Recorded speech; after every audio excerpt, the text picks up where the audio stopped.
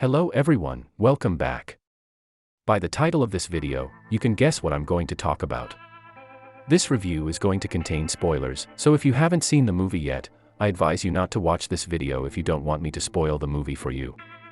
So I've finally watched the much anticipated movie, The Batman, and believe me when I say that this movie was so unbelievably amazing that I'm having a hard time containing myself just writing a review about it.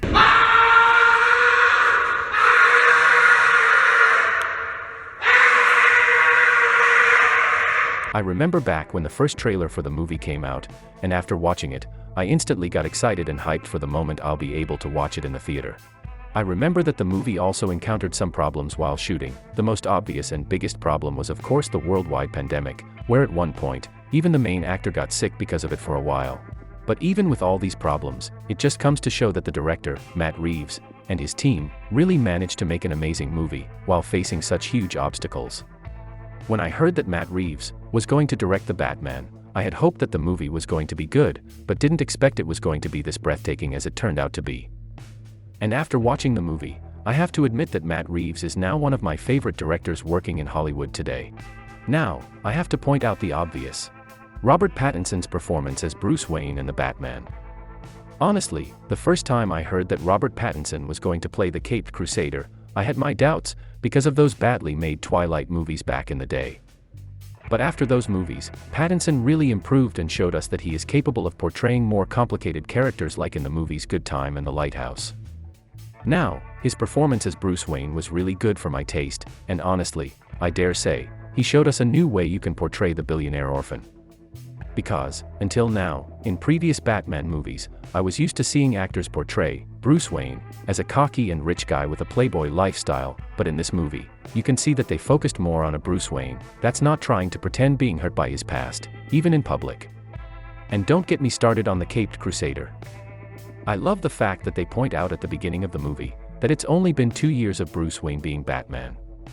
Because in the Nolan trilogy, we get Batman's origin story and also his end. Then Zack Snyder's version of the Vigilante is an experienced and older Batman than all of the versions before. The fact that Pattinson's Batman has only been fighting crime for 2 years can also be seen in the movie by the fighting scenes he has with criminals. For example, Ben Affleck's Batman is rarely getting punched or kicked in his movies, and also Christian Bale's version of the Caped Crusader. But in this movie, you can see that Pattinson's Batman is getting punched many times and still kicking the criminal's butt, which I really loved. Now, what this movie also did great was focusing on Batman's detective skills. This detail was like a breath of fresh air for me, because I was hoping to see his detective skills more at work in the previous Batman movies, but they didn't really do it justice. Did you see what I did there? I beg your pardon? I beg your pardon? Not only Robert Pattinson but also Zoe Kravitz did an amazing job as Catwoman. I loved her portrayal as the sneaky, flirtatious criminal that has a soft spot for Batman, and in my honest opinion, I love her version of Catwoman the most. I can't forget to mention other perfect performances, like Jeffrey Wright's version of Jim Gordon, John Turturro as Carmine Falcone, Andy Serkis as Alfred, also Colin Farrell as the Penguin. Honestly, I couldn't believe my eyes how they transformed Farrell into the Penguin. I still have a hard time believing it's the same actor playing the character. And now, I have to talk about Paul Dano's Riddler in the movie. When it comes to comic books and previous interpretations of the Riddler in movies or shows, they usually portrayed him as a goofy, or more animated character that you had a hard time taking seriously, but in this movie, you can clearly see they went the opposite way. This portrayal of the Riddler is a much more dark and scary version of the character that we're used to, and as an example, just the first scene in the movie, you can tell that the director or the studio kinda wanted to go the rated R route, rather than having a PG-13 movie. But I still think the movie is enough scary as it is, and I don't know what it would look like if they went for a more rated R movie. I like the way the Riddler constructed the riddles for the Batman and made sure they weren't so easy to solve even for the Vigilante. There is a specific scene between the Batman and the Riddler that had me biting my nails for a moment, and the scene I'm referring to is the one taking place in the interrogation room in the Gotham police station. The way the two characters talk to each other, how it's clear that this version of Batman is still having a hard time fighting crime and having things under control, and then Riddler playing with his head and getting on Batman's nerves was really entertaining. Not only that, but when the Riddler started to repeat Bruce Wayne's name repeatedly in front of Batman, shocked me for a moment because I thought that he uncovered his secret identity. That moment alone had me sweating like crazy, but if you saw the movie, Batman did the right thing by not reacting to Riddler's games, because if he did, he would probably figure out, at that moment, that the Batman is Bruce Wayne.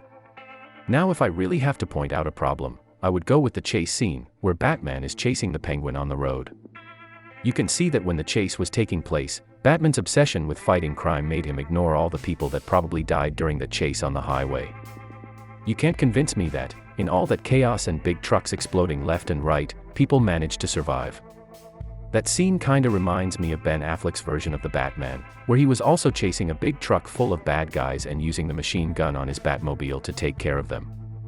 When you think about it, it's kinda funny, because, in the same movie, Robert Pattinson's Batman stops Catwoman from shooting Carmine Falcone, or tells Jim Gordon that he doesn't use guns. Also, I wanna add, that for me, there was no need to introduce the Joker teaser at the end of the movie. I think the movie would still do great without it.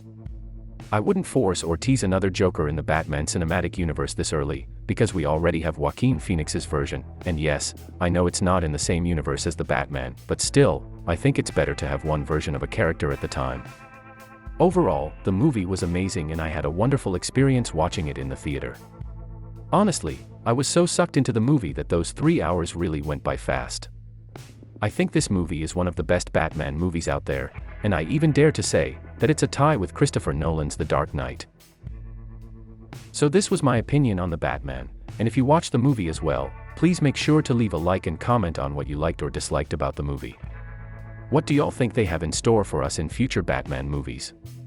I hope they continue with the same formula they used with this one. Again, I want to thank you all for watching my videos, it really means a lot to me, honestly. Alright, I'll see you in the next video, take care and have a good one.